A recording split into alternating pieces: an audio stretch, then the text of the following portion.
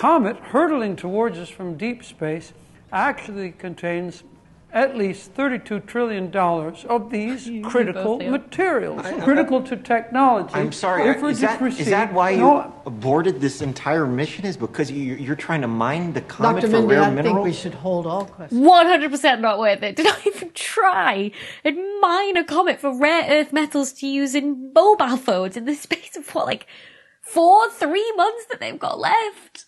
No! It's insane. Like, completely insane.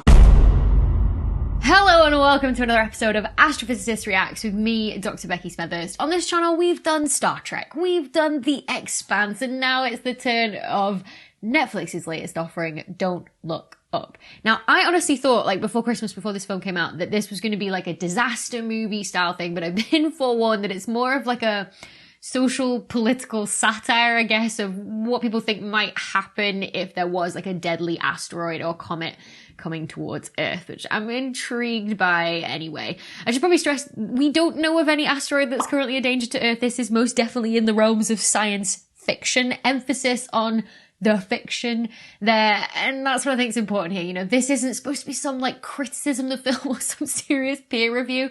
It's just a little bit of fun.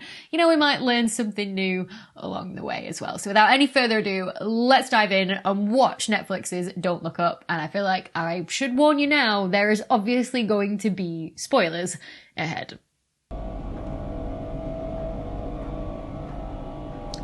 5 seconds in, I'm already trying to work out what telescope this is from the inside. Wait, okay, so that looks like the control desk for the telescope is in the actual room with the telescope, like the dome that the telescope is contained in. That wouldn't be the case. I know why they've done it, because, well, it looks more impressive and fancy, right, to be sat right next to this giant big telescope. But the reason that you wouldn't do that, the reason that they actually usually put in a separate room away from the telescope, is because you don't want any lights in the room with the telescope, right? You know, you can't get perfect seals in all of your, machinery and kit that's underneath it where all the detectors are. So even the faintest bit of light can actually bleed through into your detector, which is detecting, the faintest light from stars and galaxies above you. So you would never have a control room in there. Even the light from a computer screen or something like that would be really bad for it. So usually they are very much separate control rooms entirely, and you don't actually get to see the telescope move. Otherwise, it would be really cool if you did. It's nice to see it opening like that. Still trying to figure out which telescope this. Oh, okay. So the fact that it has a giant laser pointing out of it narrows it down slightly. So a laser means that the telescope has an adaptive optics system on it, which essentially is kind of like its noise cancelling system. It's like, the noise cancelling headphones equivalent, but for light and images for a telescope, right? So the laser light, what it does is, instead of being a perfect, bright spot of a laser point, if you just shine a laser on a wall here, it's actually going to go through the Earth's atmosphere. It's going to get disturbed by turbulence on the way. And so you're going to see the laser point as slightly fuzzy. So if you can record that, you can record how much the light is getting disturbed as it comes to the atmosphere, and essentially correct for that in the image of, say, a star you're taking instead. In the same way that noise cancelling headphones, record sound waves coming in and then invert them so that you don't actually hear any of that noise. It's like a noise cancelling system for telescopes. So can't quite figure out which one it is mine, but... Oh, okay, now I know which one it is. So this is the Subaru telescope on top of Mauna Kea. So in the background there, you can actually see the two little domes of the Keck telescope. So I have used the Keck telescopes, but I've never used Subaru, which is probably why I didn't recognize it straight away. So it's an 8-meter class telescope that's owned by the Japanese. I know that Subaru is the Japanese word for the Pleiades star cluster as well. It's pretty much instantly recognizable when you see it like that, because that ridge of Mauna Kea with Keck and with Subaru on it is just so iconic, right? It's incredible up there for stargazing because you're so far away from light pollution, you're above the clouds as well, so perfect place for telescopes. Subaru itself, I think at the minute, is most famous because it's being used in the search for Planet 9, this hypothetical planet that could be beyond the orbit of Neptune. And the reason is because it's got such a wide area of field of view, so you can see a huge amount of sky to search him for stuff that's moving.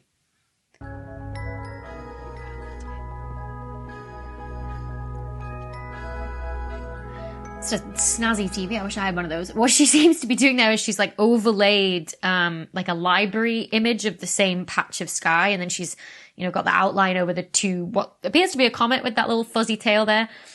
We don't usually overlay them like that. Usually what you see is you see like a blink image. So like you have a GIF that like just blinks back and forth between like image you just took and like image from a week ago or a month ago or whatever it is. And that's how we tend to spot, because humans are really good at spotting something that changes like that, rather than, I mean, here it's obviously very clear that something has moved and in the sky that she's looking at. But when you're looking for very faint things that like asteroids that do just appear as little dots, right? They're moving across the sky. They're much easier to spot in a big field of stars when it's moving in a blink image than when you've got two static images next to each other. Although I will say that like the display they have is pretty realistic. So it reminds me a lot of a program that we actually use called DS9 to show up what we call FITS images. So flexible image transfer system is sort of like, you know how you have like .pdf, .png. Astronomers, all our images are saved as .fits. And essentially it's a file system that you can save both like an image array, you know, like basically like a 2D array of numbers, just saying, you know, how much light is in each image.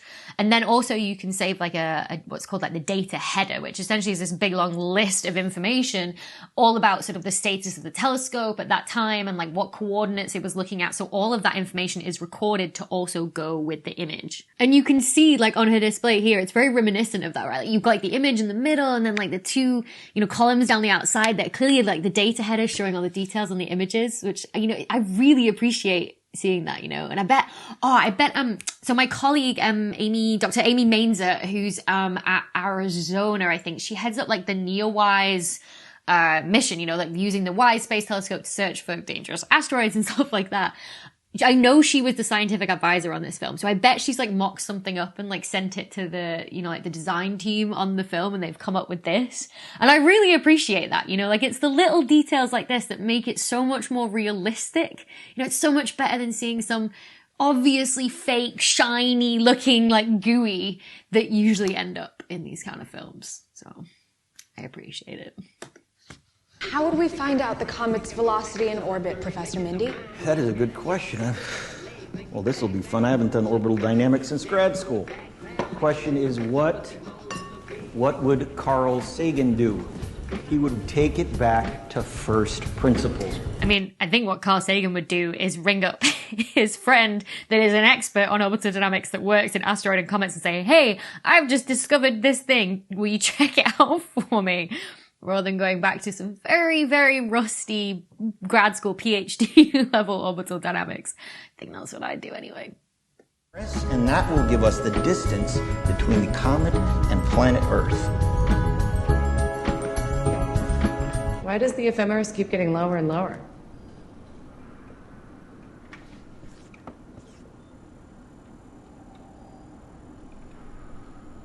Again, at this point, like, he's so worried about it. I'd be like, something in my maths is wrong. Like, again, call up the person who has, like, the code to run this incredibly quickly. You know, like, doing a quick calculation like this on a whiteboard is not going to give you the kind of accuracy you need to work out if something is going to impact with the Earth. Like, come on. Oh, Jesus Christ. I'm going to put them on speaker. Dr. Oglethorpe, head of the Planetary Defense Coordination Office. The PDCO, that is actually a real branch of NASA, and yeah, their job is to, you know, look out for any dangerous asteroids and comets, and yeah, mount some sort of defense if we did ever find ourselves in this kind of situation. Is that a real place? See? It's a real place.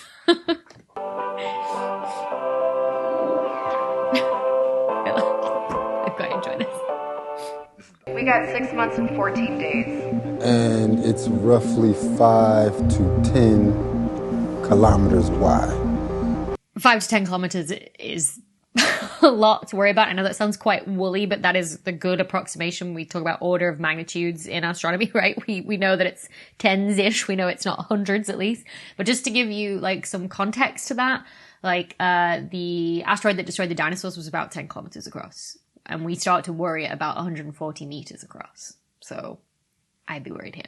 I know some people were sort of like weirded out by the fact that like 6 months, like, is that realistic? Would we only have that much warning? And actually, yeah, that is kind of realistic. So the kind of thing they've discovered here is a very long period comet from the Oort cloud right on the edge of the solar system. So they take tens of thousands of years to orbit the sun. So, there's a lot that we don't know of. And so when they come back in towards the inner solar system on their orbit, they get closer to the sun, they accelerate, and they come in very, very fast at these huge speeds. So, for example, like comet Neowise from back in 2020, right? The one that surprised us all. It became like a comet that you could see with your naked eye, and you could really easily like snap a phone picture of in the sky. In around about July 2020 was when that was sort of putting on a show, but it was only discovered like a few months earlier than that. Why it was such a big surprise to us all. I think it was in around about like, was it like April, May? When was it? It was Neowise that was discovered.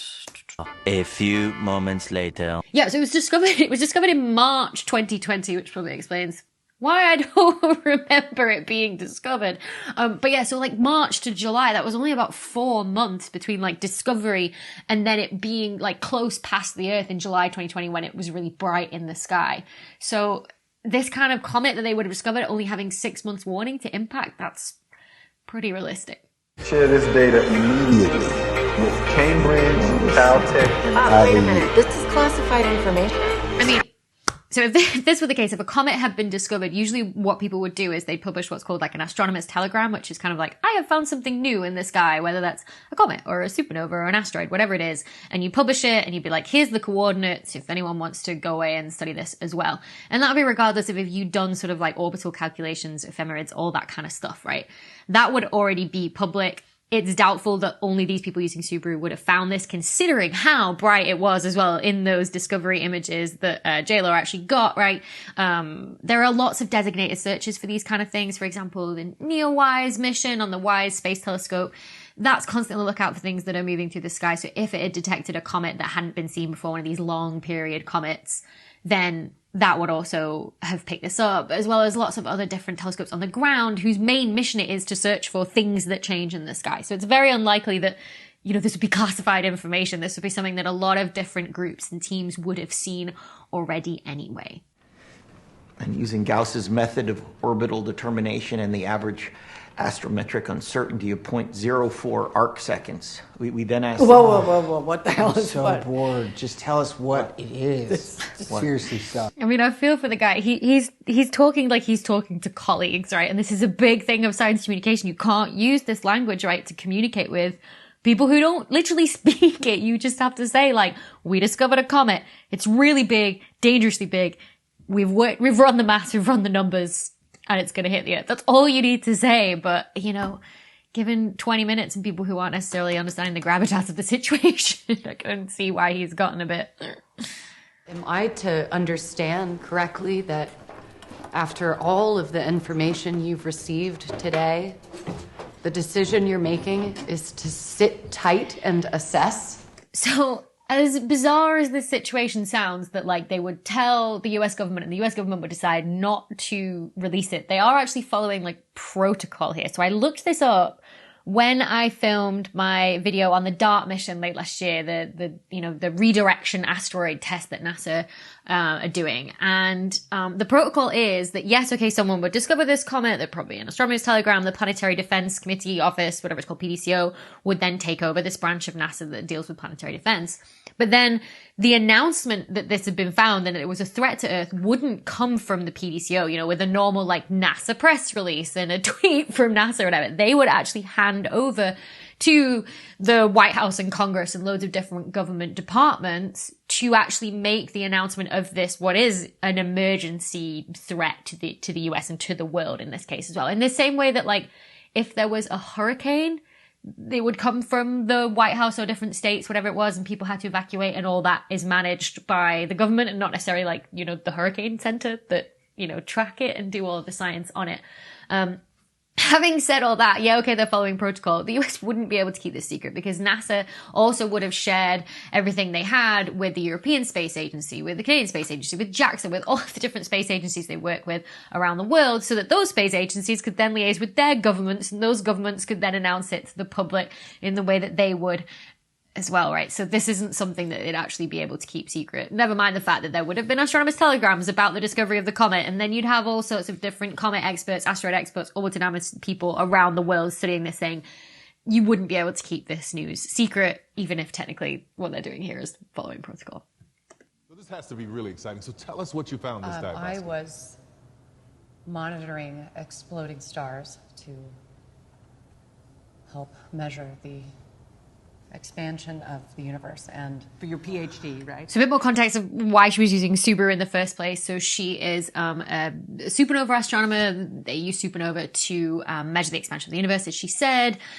Most of those surveys, like, she wouldn't have been in the telescope operating room when she'll have, like, been going through all of the data. Like, a lot of the searches for supernova are done, like, sort of automated surveys with a telescope, and then what they'll do is they'll use a machine learning algorithm to essentially filter through all the data and select promising looking candidates. Essentially, it's like a filter first, and then an expert eye, such as a PhD student or PhD candidate, would then go through them and say, okay, what is this thing that the machine has picked out to say, oh, there's something changed on the sky here? Is it an asteroid moving across the sky? Is it a supernova that's gone off, or is it something else, like, I don't know, like an AGN flickering or something like that? And then you would use that expert eye to do that. Here, obviously, it looked like she just sort of like booted up the telescope, pointed it in a random place in the sky, and happened to pick up a comet. Like, serendipitous discoveries like that have happened in the past, but this is very, very unlikely that that would happen. If she was a supernova astronomer, it's more likely how she would have discovered a comet. Obviously, these machine learning algorithms, they throw into the question whether they're actually, you know, it's a means to an end, but, like, is it a good idea? Because you can only teach the machine to look for the things that you know to teach it to look for.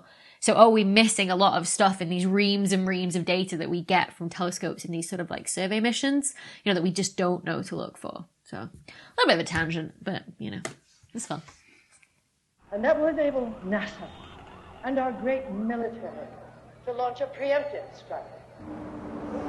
Using decommissioned space shuttles and satellites loaded with nuclear explosives, we will blow Comet Debyersky off her course. But we're going to need a hero. Like, the nuclear option, you just don't want to go with the nuclear option. It's literally the worst option you could possibly pick. It's uncontrollable in terms of knocking it off course. And then you've got the issue of, like, nuclear waste in orbit as well. You really don't need a lot. You don't need a nuclear bomb to knock something like this off course, because it's a really intricate dance, right? Because you've got the comet moving and you've got Earth moving as well, and space is incredibly big. So if you can just knock it off course ever so slightly, you end up with a near miss, right? Because Earth moves its entire diameter, like its own diameter, in its orbit every 7 minutes, right? So it moves a huge, huge distance. And so knocking off course ever so slightly, you end up with a near miss rather than a direct hit. So that's what actually NASA is actually trying to do, right? They launched the DART mission at the end of last year, 2021, and it'll arrive at an asteroid, which is not a threat to Earth, to test whether if it slams into this asteroid, it can knock it off course and change its trajectory. I've made a video on it before if you want to check that out. And so that's all you need to do. And the best thing about the DART mission, and the best thing about the fact that we're planning this as well, is that then you've got the mission just fresh out of the box that you can just, launch and knock something off course, as long as we know that it actually works after this test is done in September, right? We know it works, we can launch it, knock something off course, and so we don't have to worry, even if we do only have 6 months or 4 months, before an impact, right? We've got something ready to go, and we won't find ourselves in this situation scrambling around trying to put nukes in a space shuttle. They want you to look up because they are looking down their noses at you. They think they're better than you. Don't look up! Don't look up! It's not about you of your freedom. Don't look up! Don't look up! Oh my god, that's the worst thing you could do in this situation. It's like the sort of equivalent of just burying your head in the sand. Let's just ignore the problem and it'll go away. Like, oh my god, I can see now why so many people have compared this to, like, climate change to now. Because it's just like, here, look at the data. It's so clear. It shows very, very clearly that there's human accelerated climate change happening. And people are just like, nah, and just burying their heads in the sand and carrying on as normal and choosing to just not do anything about it. And it might not have, like an immediate 6-month deadline like this is. And that's why people think they can do it. Don't look up as a science. It's just the equivalent of that, of burying your head in the sand, Oh, it's so frustrating. And also, like, just as an astronomer, I feel like just looking up in general, it's just good for everybody. You know, it helps you realize and take stock of where you are and everything. Just looking up, it gives you so much perspective. And also, just looking up in general over history has taught us so much, you know, as humanity in general. Yeah, about our place in the universe and everything, but also astronomy has brought us things like digital cameras and Wi-Fi and image processing techniques that are now used in, like, medical imaging. Like, if you have an MRI or a CT scan, the image analysis techniques they use were invented by astronomers. And I'm just like, all that from looking up. Looking up to me, I'm biased, I'm an astronomer, but looking up to me sounds like a good idea. The hell is that? Yeah, so that's actually a pretty good representation of what a comet looks like. I expect them to get it right because we have lots of images of comets from previous ones that have passed by, like Hale-Bopp or Comet Halley or something, to name, you know, some of the biggest ones that went over in recent memory anyway. But if you're wondering why there's sort of with two tails, it's sort of to do with the different types of stuff that comes off the comet as it gets close to the sun. So comets, because they go right out to the far edge of the solar system, they're very, very cold. They have a lot of ice in comets. And so as that gets close to the sun, it gets heated up. It essentially, it's what's called sublimates. It turns from a solid ice into a gas, in the same way that you can have a solid block of dry ice that gives off, you know, the sort of dry ice gas essentially. And so what happens, you know, when that dry ice sublimates is it takes a lot of like tiny bits of rock and essentially what we call dust off the comet with it as well. Essentially the dust goes one way in that big sort of arcing tail pushed back away from the sun. And then also the gas then goes in another tail, but the UV photons from the sun then impact that gas, jump up the electrons, drop them back down, and they give out a very specific wavelength or color of light in the same way that like the aurora do, the northern lights, for example. That sort of bluish green color will mean there's a very specific element that's being given off by the comet as that ice sublimates as well. And Eddie and Becky, I'm sure, will put what that bluish green color means exists in that comet tail up there, because I don't know off the top of my head.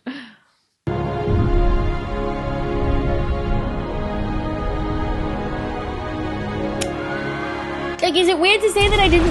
Whoa! Is it weird to say that I didn't think it would actually impact? Like, I figured something would swoop in and save the day. Like, I'm obviously just so conditioned from watching stuff like Deep Impact and Armageddon that I was still waiting for it not to hit. What? Skill. That's disgusting. What is that thing? I believe that's called a brontorod. Whatever you do, don't pet them. We will see you next time. I mean, it's quite a depressing ending, but also quite a satisfying ending watching them get a little bit of comeuppance there. Although I feel like I should point out that, like, spaceships where you go into like a cryogenic sleep that can preserve you for 22,000 years, passengers style, they are completely hypothetical. The technology does not exist yet. But in terms of the whole film, I actually kind of oddly enjoyed it whilst also getting immensely frustrated at the same time. Like, there was a lot of parallels to a lot of science denial, like in society today, whether it's like climate change denial or flat earthers or even stuff that you see in the pandemic as well. Like, there was parts of it that even like harked back to like in the Brexit debate when there was that comment about like, oh, people are sick of experts as well. It reminded me a lot of that. And I think it did quite well in highlighting a lot of the challenges that people who communicate science like myself, like actually go through in terms of a lot of science denial. But I think the film did a great job in representing sort of like the astrophysics field, you know, the discovery of the comet and the peer review and stuff like that. And also just showing scientists as normal humans too. So yeah, I enjoyed this one. Let me know in the comments or over on social media what you thought of the film and what you think I should react to next. You know, what sci-fi film or TV show, but please don't request Interstellar. I promised myself I would never put myself through that ever again. Before we get to the bloopers, a huge thank you to this week's video sponsor, Brilliant. Brilliant is an interactive online learning platform that gets you to learn by doing, the way I personally learn best. So I think Brilliant is great. They have an ever-growing catalogue of courses across maths, science, and computer science that help you to learn concepts in a visual, hands-on way. I really like their scientific thinking course that helps you to better understand the physics processes governing the everyday world around you. There's no high-tech maths needed for this. It's all about developing your basic physics intuition, right? Your Spider-Man style Peter tingle to know when something is right or wrong. So if you started the new year with big plans to learn more or build new habits into your daily routine, then you can channel all of that productive energy into learning something new with Brilliant. To get started for free, head to brilliant.org/Dr. Becky, or you can click on the link in the video description below. And the first 200 people that go to that link will get 20% off Brilliant's annual premium subscription. So thank you so much to Brilliant for sponsoring this video. And now, roll those bloopers. The United Nations have been considering its own deflective mission. Yes, United Nations, you go. A little bit late, but you go. Hollywood is supporting the Just Look Up movement, but I haven't seen a pin like that. Yeah. That's Chris Evans. Love Chris Evans. Big Astro fan, Chris Evans. He's posted on his Twitter before. I noticed.